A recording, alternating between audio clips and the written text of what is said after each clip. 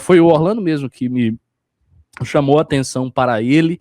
Então, por favor, me resuma os fatos do ataque. Vamos lá, como que começou isso, né? A Folha de São Paulo publicou uma matéria, começo dessa semana, creio eu, a Folha de São Paulo publicou uma matéria sobre ataques ao voto feminino que tem crescido no Brasil. Isso por conta daquela fala do Paulo Figueiredo. Quando ele diz que mulheres votam mal ou escolhem mal, algo semelhante a isso. Né? E tentaram relacionar a jornalista, que é uma jornalista, eu até parei para ver sobre o trabalho da jornalista, uma jornalista que tem alguma cultura política, apesar de alguns erros teóricos. Ela tentou fazer uma relação que, a meu ver, é um salto lógico muito grande do ataque ao voto feminino com o voto familiar defendido nos Estados Unidos e o voto familiar defendido no Livro Amarelo. Perfeito. E ela diz isso por quê? Porque, segundo ela, se você concentra um voto dentro da família, você está retirando o poder de voto da mulher. Entretanto, vamos lá, não vou fazer nenhuma objeção aqui agora. Vamos deixar as objeções para depois. Lógico, até porque nisso eu tenho uma discordância com o Orlando, eu não concordo inteiramente com a proposta, dá pra gente discutir e vai ser interessante a discussão. Mas o negócio é retomar a crítica que foi feita e a consequência política disso aí. E aí pronto, a partir disso, tenta imputar ali como se fosse a emergência de uma certa misoginia na política brasileira.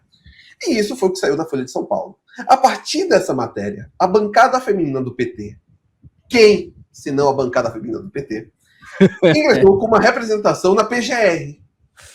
Nossa. Contra Paulo Figueiredo e contra a missão, pedindo que a missão tenha um Livro Amarelo, fascículo 6, esse aqui, investigado. Caramba.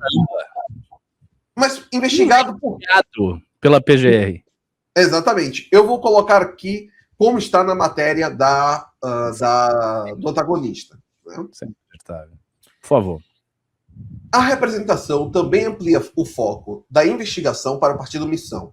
O documento pede que a PGR apure informações sobre o chamado Livro Amarelo. Fala pessoal, meu nome é Diogo Ferreira e eu sou responsável pelo Nacional Corte. Se você gostou desse vídeo, se inscreva no canal e deixe seu like, porque isso é muito importante para a gente continuar trazendo os melhores cortes de tudo que acontece no Brasil com o MBL e com a missão. A principal cartilha da sigla. Para as parlamentares, o partido, ao estimular o chamado voto familiar, estaria subestimando a capacidade de escolha das mulheres. Abre aspas. A autonomia política das mulheres integra um núcleo essencial da democracia constitucional. O voto feminino não é concessão ou expressão secundária da vontade familiar. É manifestação individual de cidadania dotada do mesmo valor jurídico e democrático de qualquer outro voto. Fecha aspas. Afirmaram as parlamentares. É isso aqui que se baseia a representação delas contra a missão. Supostamente, o Livro Amarelo, ao estimular o chamado voto familiar, ela estaria subestimando a capacidade de escolha das mulheres. Agora sim, eu quero fazer só aqui uma pequena coisinha muito rápida, nem vai ser uma objeção. Tá? Neste caso, o que mais me impressiona, e de fato eu fiquei impressionado, é que por mais que estivesse, de fato, subestimando a capacidade de escolha de uma mulher, e não é isso que acontece, isso ainda não seria crime. Lógico. Esse é o ainda ponto. Não seria crime. Se eu subestimasse a capacidade de qualquer pessoa que seja, isso por si só não é crime. Não é? Agora, vamos aqui, antes de iniciar a discussão, fazer um pequeno exercício de alteridade. Imagine que um partido no Brasil, ou um teórico, ou um candidato a presidente, falasse sobre uma revolução socialista. Fazer um exercício de alteridade. Ele está falando sobre revolução socialista. O que, por si só, significa a supressão dos direitos, o que significa a supressão do direito ao voto, o que também significa a necessidade de extinção de uma determinada classe. Isso, por si só, seria um crime? Eu acredito, sinceramente, que não. Né? Entretanto, há uma tentativa, e muito bem sucedida até aqui, de fechamento total do debate público brasileiro. O debate público brasileiro é um não debate. Estão sempre rodando atrás dos mesmos conceitos que, a cada ano que passam, são cada vez mais vazios. É um debate inócuo. E é por isso que sempre ficamos rodando através de quem vai ajudar mais o pobre a se manter pobre no Brasil. Porque é um debate político apolítico. É um debate apático, que não consegue tratar nada substancialmente. Mas não quero fazer ainda objeção nenhuma a isso, nem a matéria da Folha. Vamos começar aqui o nosso bate-papo. Pô, assim, primeira coisa, subscrevo inteiramente aquilo que você falou, inteiramente, e assim, eu quero fazer um comentário aqui sobre essa polícia do pensamento, né, que é uma das coisas mais nojentas que o politicamente correto veio criando ao longo das últimas décadas, né, e que agora, assim, já ultrapassou toda a medida do razoável e tem se tornado uma espécie de mordaça colocada na boca de um monte de gente. Nós estamos vivendo uma época tal, e a nossa época tem um live, ela tem um traço assim, tragicômico, porque simultaneamente é trágico, mas também é humorístico, porque é uma situação toda ridícula e patética, na qual os defensores da tolerância se mostram extremamente intolerantes, inclusive intolerantes com o pensamento daquelas pessoas que elas acreditam que estejam desafiando a tal da tolerância. Isso é patético porque essas pessoas elas não fazem isso de uma maneira cínica. Haveria mais... o termo não é nobreza, mas haveria mais respeito, na minha concepção, se o uso desse tipo de argumento viesse de uma mente cínica. Ou seja, a pessoa sabe que não tem nada a ver e ela está utilizando isso apenas como um dispositivo retórico para derrubar o seu rival. Não é isso que os progressistas fazem. Eles genuinamente acreditam nestas premissas e muitos deles acreditam apaixonadamente nessas premissas. Então, eles não conseguem perceber que há uma contradição entre eles defenderem a tolerância e quererem tapar a boca de todo mundo. Eles não fazem esse raciocínio. E esse é um raciocínio tão óbvio, esse é um raciocínio que parece tão assim, evidente. Não é preciso recorrer a grandes clássicos do liberalismo ou autores que trataram da noção de tolerância na filosofia política para perceber que se você está querendo calar a boca de todo mundo em nome da tolerância, você não está sendo exatamente tolerante, né? Então, esse é o primeiro ponto que torna a nossa situação uma situação ridícula, bastante engraçada e, ao mesmo tempo, trágica. A segunda coisa é a protetividade exagerada que o ordenamento jurídico brasileiro dá a certas categorias de pessoas.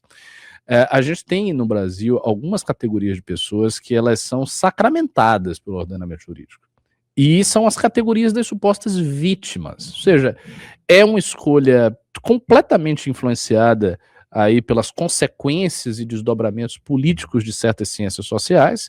É uma escolha por categorias como negro, mulher, homossexuais e transexuais. E em relação às coisas que ocorrem com essas quatro categorias, negro, mulher, homossexuais e transexuais, existe uma sacralidade. Então, você não pode falar nada ou fazer nada que, porventura, atente contra essas quatro categorias, o que pareça atentar contra essas quatro categorias, que apenas pareça atentar contra essas quatro categorias. Veja que hoje, por exemplo, a depender do tipo de argumento que você faça, o tipo de comentário que você faça, você pode ser preso por transfobia, mesmo. Você pode ter a sua vida destruída porque você fez algum comentário, sei lá, depreciativo sobre um transexual. O que é uma bobagem, sinceramente. A depender do que você fale, você pode ser cancelado porque você fez um comentário supostamente racista, né? E isso é uma coisa que acontece tranquilamente, e as pessoas, inclusive do nosso próprio campo da direita, às vezes subscrevem esse tipo de cancelamento, dizendo coisas do tipo: ah, mas porra, vacilou, não devia ser assim, veja bem, isso é muito grave, tá? E diante de coisas que absolutamente não são graves. E esse é o primeiro, essas coisas não são graves.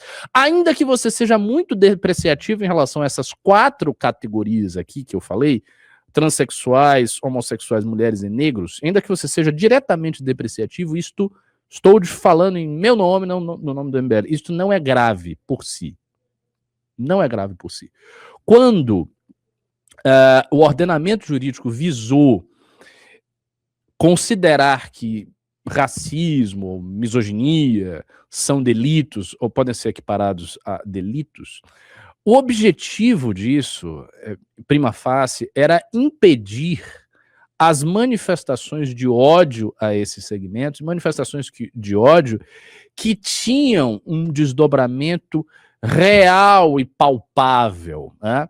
Então, por exemplo, é completamente diferente você proferir aí um insulto racista no momento acolorado de uma discussão que você teve com alguma pessoa, ou proferir um insulto que rebaixa a mulher no momento acalorado que você teve de discussão com uma mulher, e você defender, participar, integrar algum grupo, né, por exemplo, racista.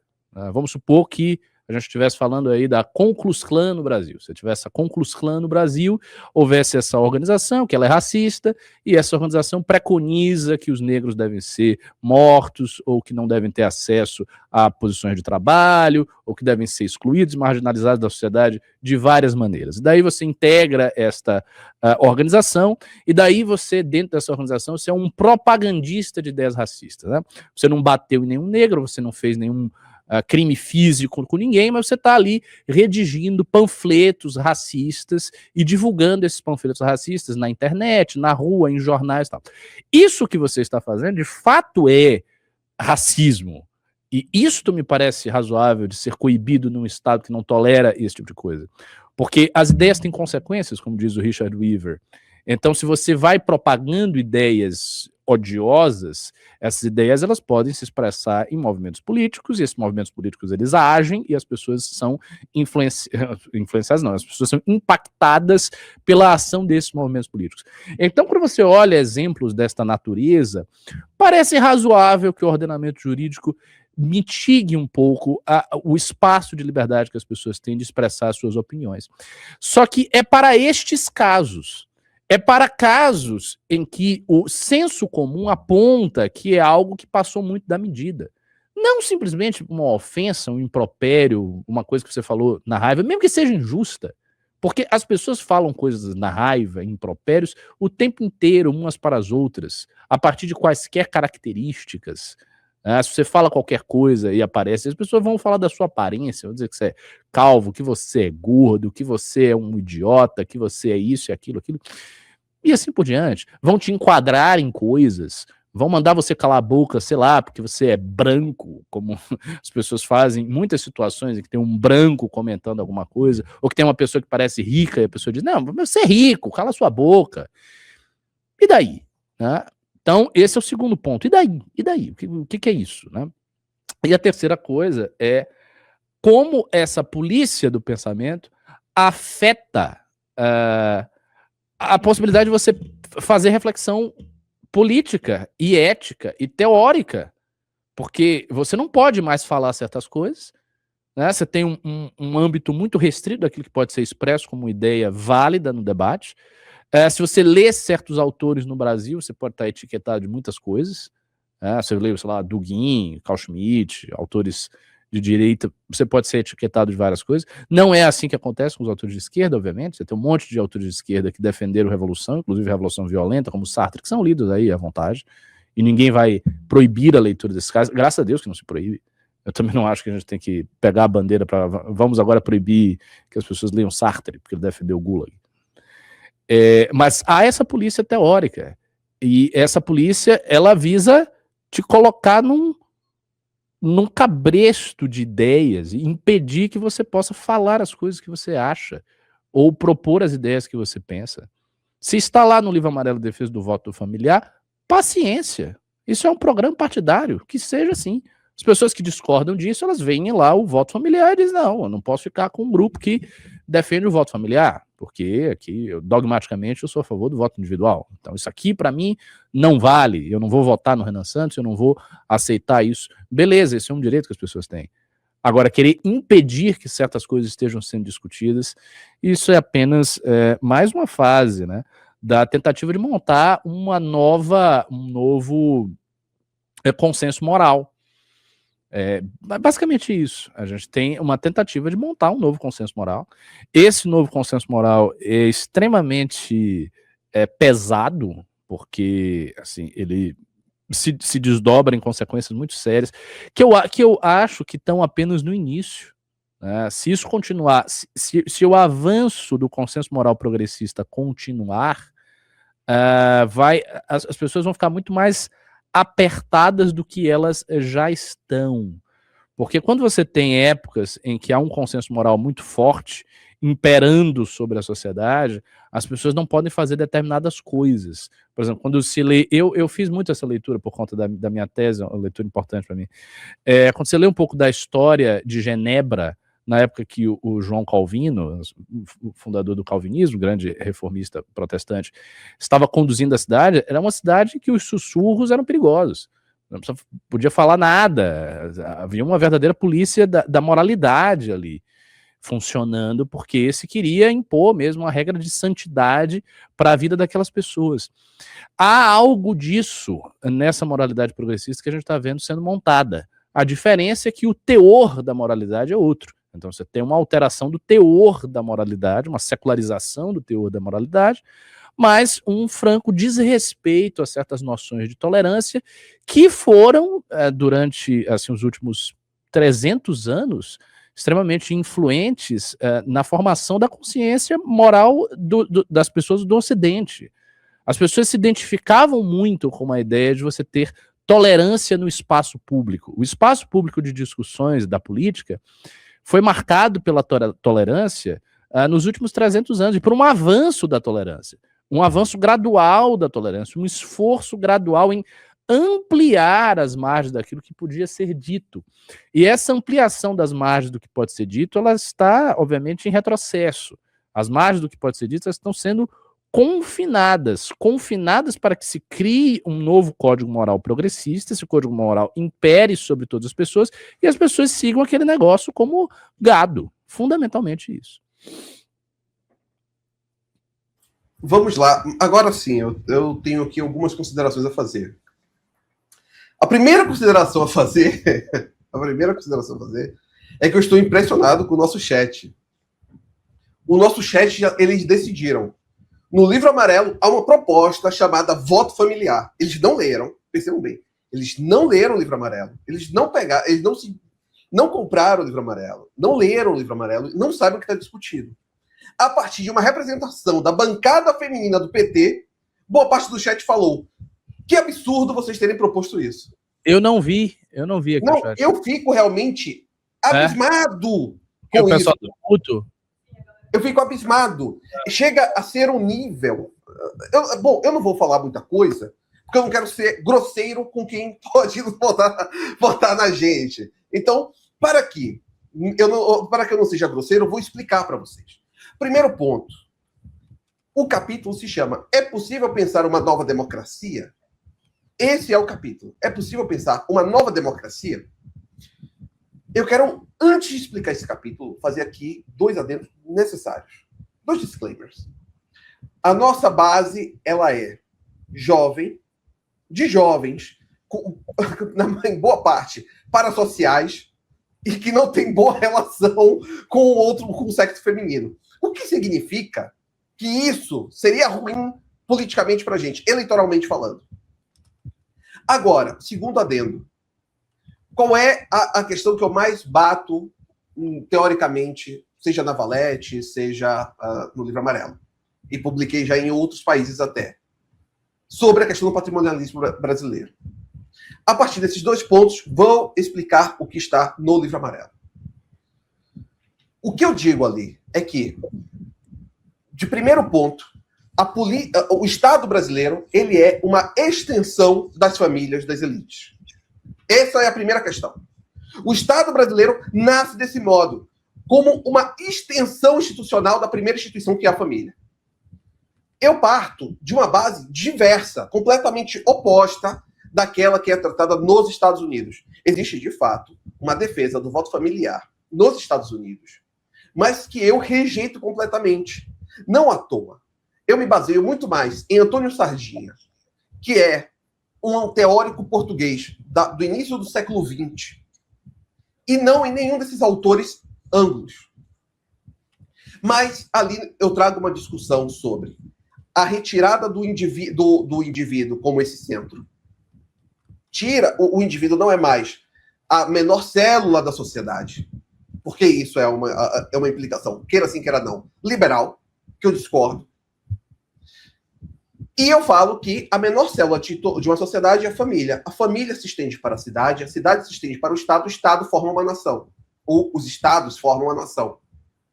E a partir disso, faço diversas inferências sobre a dinâmica social. Uma das coisas importantes, seja o PNAD contínuo, seja o IBGE, 50% das famílias brasileiras têm como centro, como mantenedor, como tomador de decisão, a mulher e não o homem. Uhum. É isso que está dado, seja no IBGE, no censo, né, do IBGE, seja no PNAD contínuo. 50% das famílias têm as mulheres como seu centro mantenedor. Isso, por si só, já é suficiente para dizer essa discussão não significaria o fim do voto feminino. Isso, por si só, já é suficiente. Agora, vamos para a outra questão. Sobre o ponto do voto familiar. Eu quero saber se alguém aqui já parou para discutir. E esse livro amarelo não é um livro de propostas, é um livro realmente de discussão. Tal como o primeiro, eu quis fechar o livro amarelo com uma coletânea de ensaios, com textos mais livres. Não à toa eu falo que isso aqui é um manifesto geracional. Né? E nesse sentido de manifesto geracional, nessa questão do voto familiar, eu falo exatamente sobre a necessidade de você ter um problema na questão da família, que é o risco da gerontocracia, que é o maior problema das democracias. Quando os velhos continuam a se arrastar por décadas e décadas e décadas a tomar decisões que irão impactar na gente e não neles. Tudo isso é uma discussão que eu faço a partir do Jason Brennan, tudo isso que eu faço a partir do Hayek, que eu faço a partir do Robert Dahl. Tem diversos autores que eu utilizo para poder construir isso aqui. Até mesmo Hans Hermann Hoppe, um libertário. Agora, as pessoas viram uma denúncia. As pessoas viram uma denúncia da bancada feminina do PT e pensaram: poxa, de fato, a missão defende o fim do voto feminino. E que a família tome decisões a partir de agora. Eu cheguei a ver, olha o nível da pessoa. Quando eu digo que o nosso maior problema é um problema de imaginação, as pessoas não conseguem entender. Teve um que chegou a comentar o seguinte: olha, aqui em casa, se o voto for familiar, vão ser 4 votos vai ser uma família votando no Flávio. Vocês perdem 4 votos. Eles não conseguem perceber que, quando a gente fala sobre uma mudança do regime político, estamos também falando sobre uma mudança na dinâmica social. E que, nesse sentido, teríamos como primeira assembleia a família.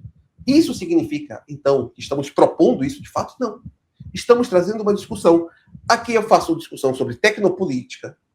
Fazemos discussão sobre o fim da função social da propriedade. Tem aqui diversas discussões abertas. Tem uma discussão sobre uma redefinição geracional. Porque eu acho que a definição geracional para o Brasil tem que ser diferente daquela que é dada nos Estados Unidos. Até porque o que foram os boomers para os Estados Unidos não são os boomers para o Brasil. Aquilo que definiram os boomers não é o que define os boomers no Brasil. Tudo isso está dado nesse livro amarelo. Agora, eu fico impressionado. Como não é que apenas haja uma dificuldade para imaginar todas as mudanças, né? Não, ainda tem um. Puta que pariu! Ainda tem quem fale bem assim. Cuidado para isso não levar à extinção do partido. Anulação do partido. É impressionante. Eu já não sei se há uma questão aqui apenas de burrice. Já não sei se é uma questão de medo. Eu já não sei se é uma questão de analfabetismo. Eu não sei. Agora, não é burrice. Eu tenho uma ideia sobre o que leva as pessoas a pensarem isso. Elas estão tão acostumadas à sua condição de escravas mentais de um sistema que está posto, que elas têm medo mesmo. Eu acho que o motivo central é medo. Então, quando elas dizem, mas cuidado, porque isso é muito grave, isso pode levar à anulação do partido, e o partido todo pode ser derrubado por causa... Veja, se isso acontecesse, era papo de o regime político do Brasil está pior ainda do que a gente já acha. É uma completa e absoluta ditadura, é uma tirania total. Não, total. Imagina o que é, veja. Imagina o que é, minha gente, derrubar um partido que foi feito da forma como a gente fez a missão, com o brilho e com o tempo e tudo certo, tudo absolutamente correto do ponto de vista jurídico, etc, etc. Aí você vai derrubar essa instituição inteira, porque em um livro ligado a esse partido tem uma especulação sobre um assunto. O que é isso? Tipo, que isso? Vocês não percebem o absurdo dessa possibilidade? Da possibilidade de você derrubar um partido porque há uma especulação sobre um assunto? Seja ele qual. Mesmo que não fosse de maneira sofisticada como Orlando está colocando aí, mesmo que fosse assim, aqui a gente é contra o voto da mulher, porque a mulher vota errado, e é uma bosta. E fosse simples e grosseiro e não tivesse boas explicações, isso ainda não poderia levar à anulação de partido? Seria absurdo que levasse à anulação de partido. Os partidos de esquerda no Brasil, eles defendem a revolução, como o Orlando falou. Eles defendem, em tese, tomada do poder por pessoas armadas que vão derrubar o sistema político. Isso, literalmente, eles defendem isso. E eles estão aí há muito tempo, sabe? Então... Professor, essas pessoas não têm uma noção do seguinte. Tem 2 pontos aqui essenciais. O PL estava, em 2022, literalmente envolvido em uma tentativa de golpe de Estado. O PL estava ligado a isso. Um presidente eleito pelo Partido Liberal tentou um golpe de Estado com outros filiados desse partido. E esse partido continuou operando. Foi multado, mas continuou operando. Agora, calma. Imagine que você discutir ideias, você escrever. Imagine que, sei lá, Jason Brennan fosse criminalizado por escrever algo. Imagine. Não, ele defendeu a aristocracia. Não, isso aí não é uma democracia plena. A aristocracia não é uma democracia plena. Logo, esteja preso. Imagina se o Jason Brennan fosse preso por isso. Imagina se, sei lá, o Julian Rouchedi ou tantos outros acabassem presos por imaginar um novo mundo. Não é? São tantos absurdos que as pessoas estão tão... E aqui tem uma coisa que sempre me causou um incômodo terrível. Semana passada eu fiz uma live e eu citei um autor de esquerda que eu entrevistei. Eu falei, olha, eu entrevistei um autor de esquerda. O chat ficou louco. Não fale que você entrevistou alguém de esquerda. Isso é dar munição pro PL. Os bolsonaristas irão utilizar isso. Assim, vocês realmente acreditam que depende de algo que façamos para que eles nos ataquem? Eles nos atacam, seja pelas nossas qualidades, seja pelos nossos defeitos. É sempre um medo tão grande daquilo que nossos adversários falarão sobre nós. E tem um ponto renunciando sobre o pensar. E tem um ponto aí importantíssimo. Este ponto é de uma importância vital. E que todos vocês que estão nos assistindo, vocês precisam ter isso em mente. O projeto do MBL Missão é um projeto de governo. A gente não governou nada ainda, mas é um projeto de governo. Quando você governa, contradições aparecem. Contradições reais, contradições graves. Você quer fazer uma coisa, aí não dá certo, aí você é forçado a não fazer aquilo, a deixar uma proposta super importante para depois, aí você entra lá numa votação, você é derrotado, aí você monta o seu governo, tá tudo ok, você deu um ministério para um partido que disse, não, esse cara aqui é super honesto, ele tem um escândalo de corrupção no ministério. As coisas acontecem, porque é assim que se governa, e essa realidade será a nossa realidade necessariamente. Né? A ideia de que você vai chegar lá e que tudo vai funcionar perfeitamente bem, que não vai haver nenhum problema, que você vai ter uma espécie de, sei lá, de milagre, e daí você vai seguindo assim, sem nenhuma contradição, e daí o Brasil vai mudando, e tudo vai ser lindo, e vocês do chat, vocês vão ser muito felizes, e vocês vão arranjar mulheres lindas e loiras, e vocês vão sorrir, e isso não ocorrerá. O que vai ocorrer é o seguinte, é muita dificuldade, muita contradição, muitos problemas, e isto é o normal. E quanto mais, pior, quanto mais você quer fazer algo novo e algo bom, mais problemas acontecem. Porque se você entra no governo para não fazer bosta nenhuma, aí não acontece problema. Você fica ali, cola no centrão, deixa os caras roubando, e vai seguindo a sua praia, que é o que o Flávio quer fazer.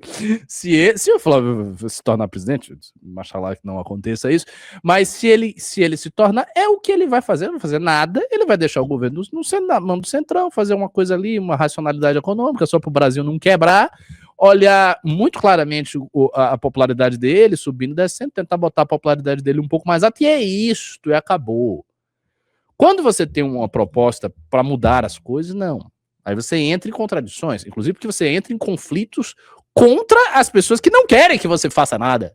Porque elas vão se opor, elas não vão ficar paradas. Essa galera, Gilmar Mendes ao Centrão, todo mundo vai se opor.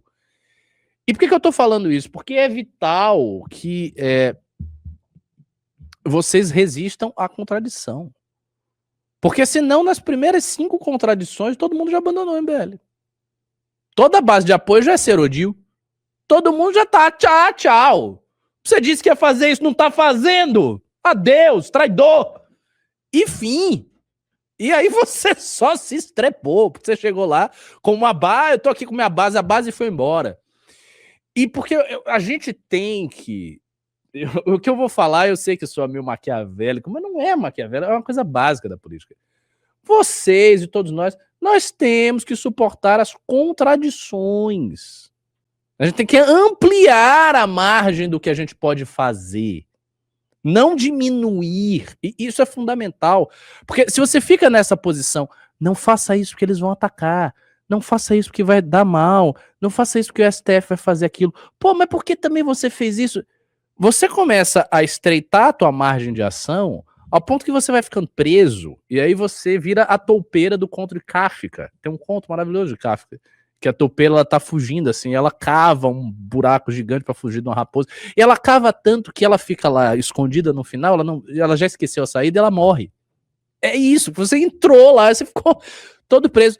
Então não dá, na verdade, vocês têm que entender que é o contrário, aumentar a margem. Eu quero mais coisas sendo ditas. Eu quero menos... E quanto mais a gente tiver força, mais a gente tem que, digamos assim, colocar as nossas mangas para fora. Né? A gente tem que ampliar o que nós estamos falando. A gente tem que ampliar a margem das ideias a serem debatidas e assim por diante. E as contradições, elas precisam ser suportadas.